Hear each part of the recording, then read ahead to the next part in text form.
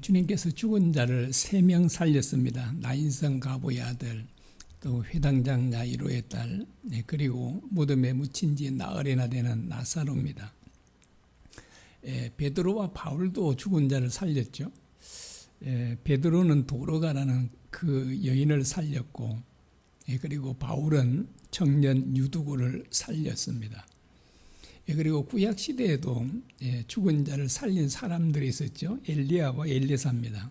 엘리야는 사렙다 가부의 아들을 살렸고, 엘리사는 수넴 여인의 아들을 살렸습니다. 그래서 이제 성경에 보면 죽은 자가 살아난 사람들이 모두 7명을 말씀하고 있습니다.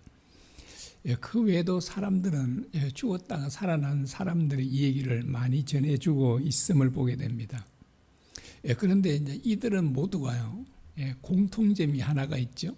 그들은 몇 년 또는 몇십 년 살다가 모두 다 죽었다는 것입니다. 그래서 결국 그들은 사망을 이기지 못했습니다. 미국 인구 통계 연구소의 발표에 하면 지금까지 이 세상에 태어난 사람들이 약 1171억 명쯤 될 것이라고 예상을 합니다.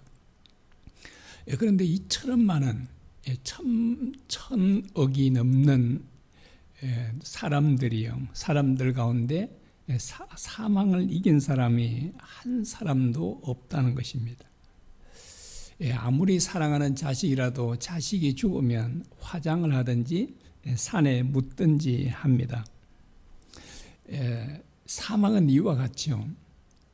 아무리 사랑하는 그 부모 자식 간이라 할지라도 완전히 갈라놓고 맙니다.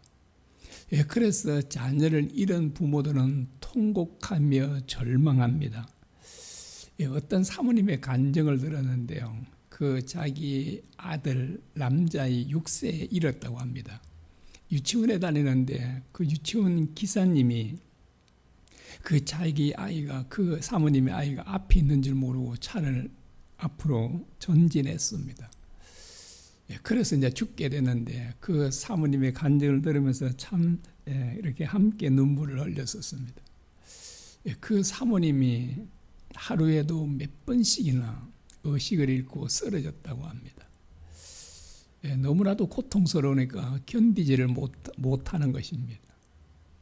자, 이와 같이 사망은요, 우리 모든 사람들을 고통과 절망으로 몰아넣습니다. 우리를 이렇게 불행하게 하는 이 사망을 우리 인간의 힘으로는 도저히 이길 수 없다는 것입니다. 참으로 얼마나 큰 비극이고 가슴 아픈 일입니까? 자, 그러나 이런 우리를 구원해 주시기 위해서 하나님께서 한 구원자를 보내셨습니다. 바로 그분이 바로 우리가 믿는 예수 그리스도십니다. 주님께서 자신의 죽음과 부활에 대해서 이렇게 말씀하셨습니다. 마태복음 20장 18절 19절입니다. 보라, 우리가 예루살렘으로 올라가노니 인자가 대제사장들과 서기관들에게 넘기우매 저희가 죽이기로 결단하고 이방인들에게 넘겨주어 그를 능욕하며 채찍질하며 십자가에 못 박게 하리니 제3일에 살아나리라. 여러분, 어떤 사람이 자신의 죽음에 대해서 이렇게 구체적으로 말할 수 있을까요? 주님은 사람들이 자기를 조롱하고 그리고 이렇게 멸시할 것도 말씀하시고 심지어 그 자신이 십자가에 처형될 것까지도 말씀하시고 있습니다. 글쎄요, 아마 이 세상에 어떤 사람이 자신의 죽음을 이처럼 구체적으로 말할 수 있을까요? 자, 이렇게 자신의 죽음을 구체적으로 알았다면, 피하려고 했다면 얼마든지 피할 수 있지 않습니까? 그러나 주님은 피하지 않으셨습니다. 그 이유가 무엇일까요? 바로 우리를 위해서죠. 우리를 사망의 권세 아래서 구해 주시기 위함입니다. 주님은 자신의 죽음에 대해서 말씀하신 후에 정말 도무지 믿어지지 않는 말씀을 했죠. 이렇게 말씀하십니다. 인자가 제3일에 살아나리라. 이 말씀은 단순히 살아난다는 말이 아니라 썩지도 않고 영원히 죽지도 아니할 몸으로 다시 살아난 것을 의미합니다. 주님은 이 말씀을 정말 공공연하게 말씀하셨죠.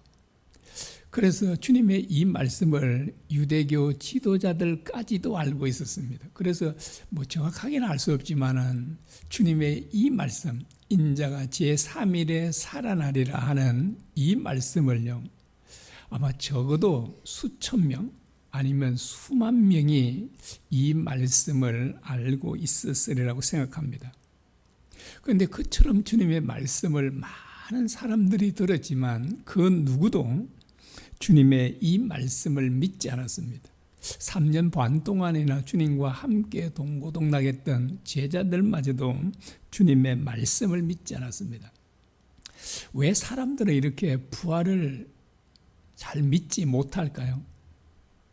그것은 부활은 우리의 지식과 경험을 초월하는 일이기 때문에 그렇습니다.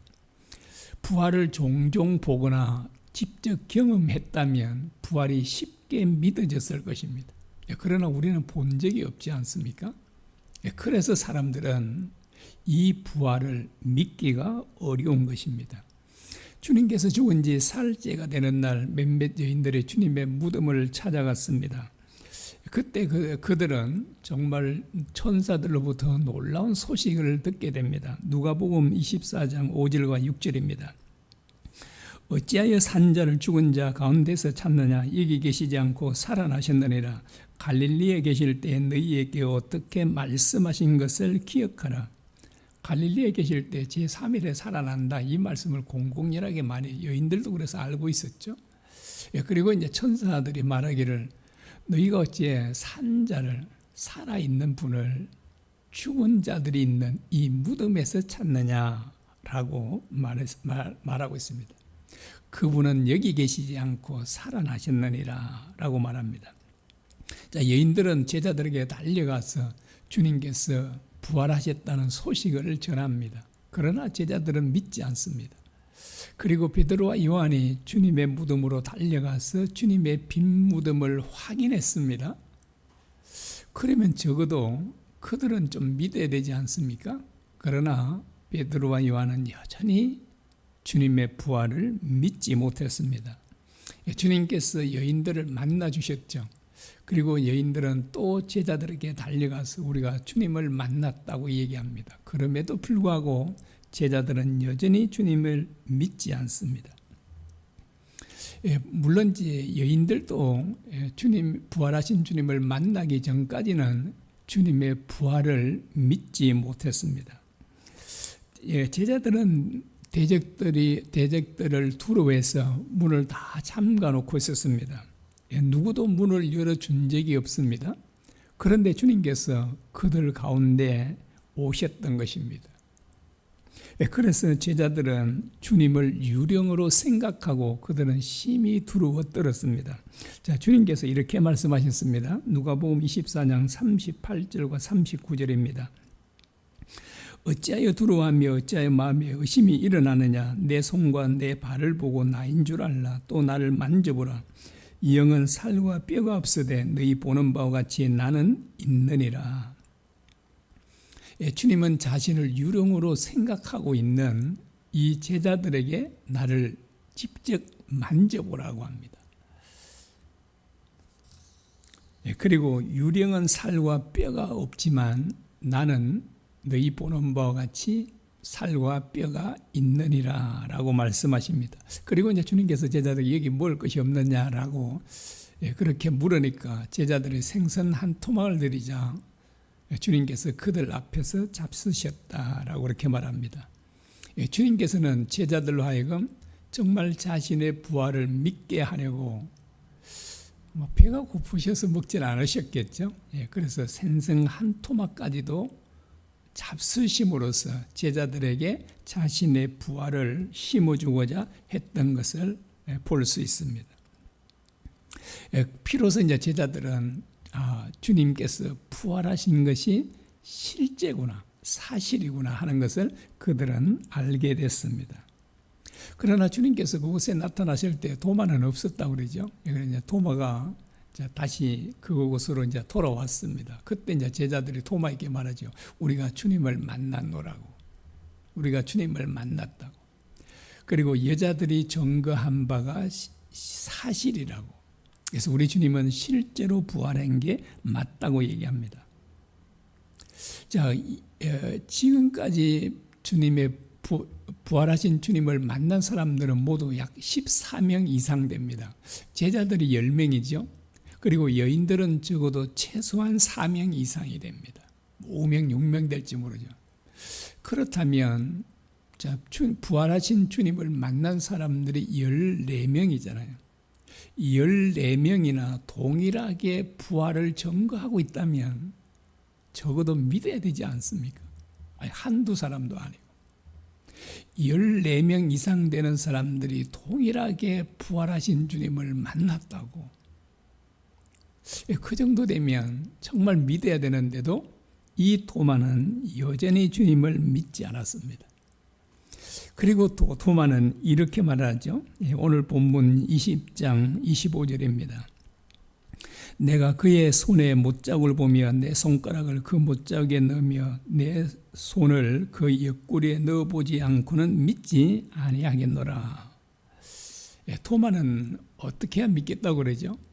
주님을 자기 두 눈으로 직접 보고 그리고 자기 두 손으로 주님의 그 못자국을, 창자국을 직접 만져봐야만 믿겠다라고 합니다. 그렇지 않고는 자기는 절대로 믿지 못하겠다라고 얘기를 합니다. 자, 8일이 지난 후에 주님께서 이제 찾아오셨죠. 그때는 도마도 함께 했습니다. 그리고 도마에게 주님께서 이렇게 말씀하시죠. 27절입니다. 내 손가락을 이리 내밀어 내 손을 보고 내 손을 내밀어 내 옆구리에 넣어보라. 그리하여 믿음 없는 자가 되지 말고 믿는 자가 되라 라고 합니다. 도마는요, 주님께서 자기 말을 다 듣고 알고 있다는 것을 깨닫고요, 그는 정말 놀라지 않을 수가 없었을 것입니다. 그리고 주님께서 도마에게 말씀하시죠. 내 손을 내밀어 나를 만져보라. 나를 만져보라. 도마는 주님을 직접 만나 뵙게 되자 진짜 이제 주님을 만져볼 필요조차도 없죠. 그래서 이제 성경 걸 말하고 있지 않습니까? 만져봤는지 안 봤는지 모르지만 아마 안 만져봤을 가능성이 많지 않을까. 만져볼 필요가 없잖아요. 두 눈으로도 분명히 이제 보게 됐으니까, 직접 봤으니까요. 도마는 그 자리에 엎드려서 이렇게 고백을 합니다. 28절에요. 나의 주시며 나의 하나님이시니다 라고 합니다. 나의 주시며 나의 하나님이십니다 라고 합니다.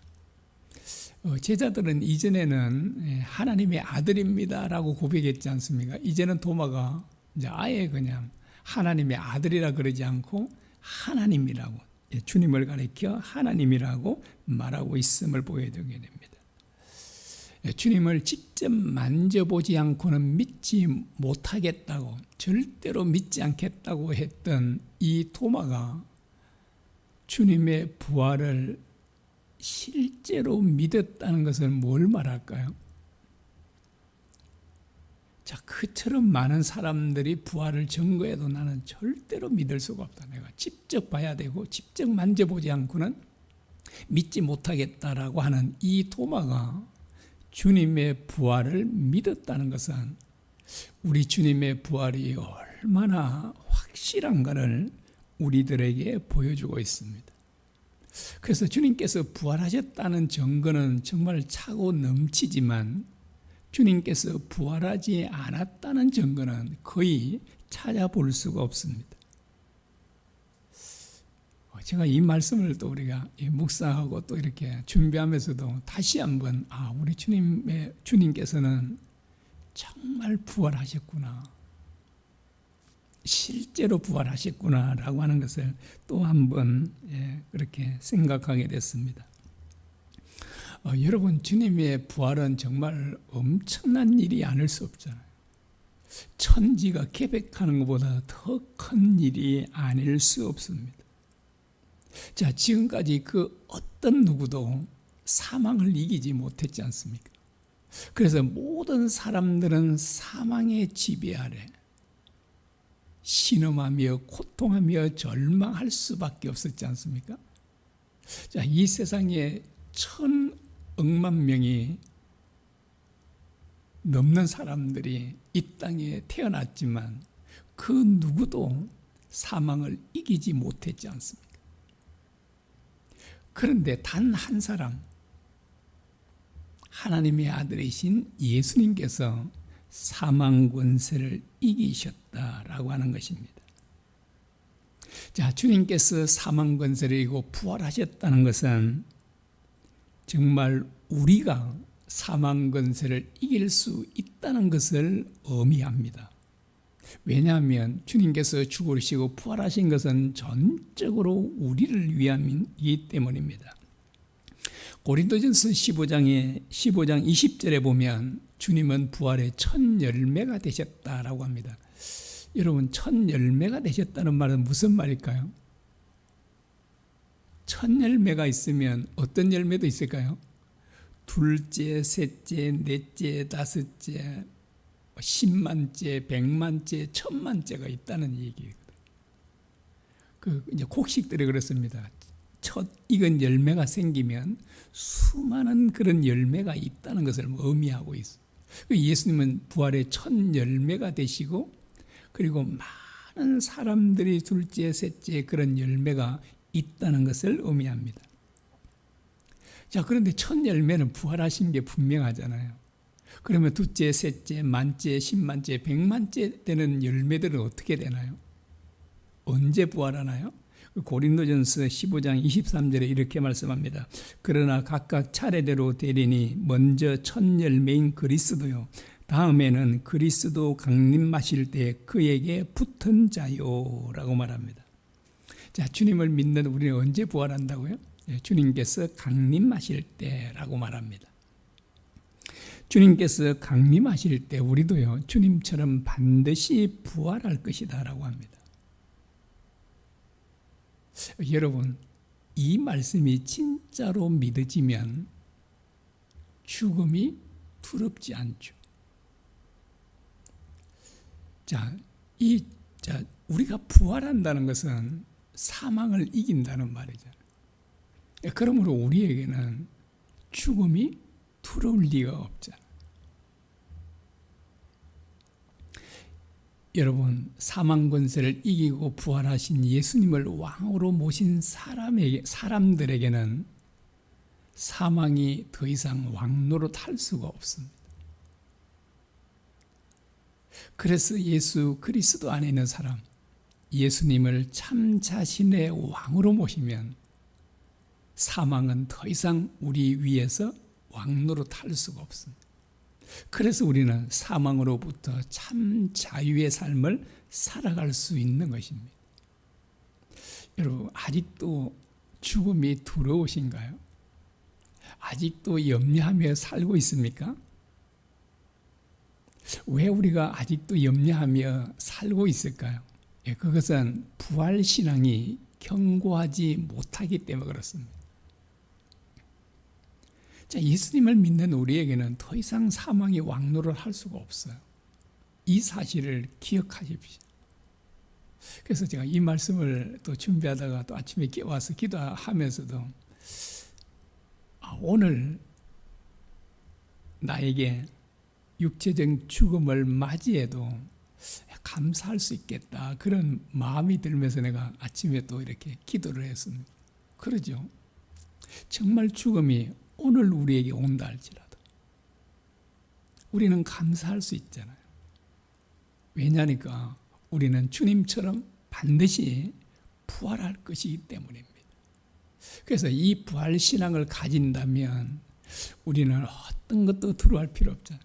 여러분, 겁쟁이 제자들이 어떤 사람들이 된지 아시죠? 부활하신 주님을 만나고 부활신앙을 갖게 되자 그들은 그 겁쟁이들이 죽음조차도 두려워하지 않는 사람들이 되었지 않습니까?